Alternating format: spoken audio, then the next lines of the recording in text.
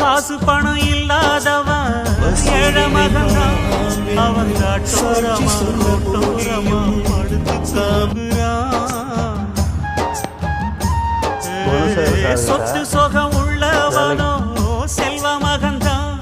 அவன் பஞ்சு மெத்த போட்டிருந்தும் முழிச்சு ஏங்குறான்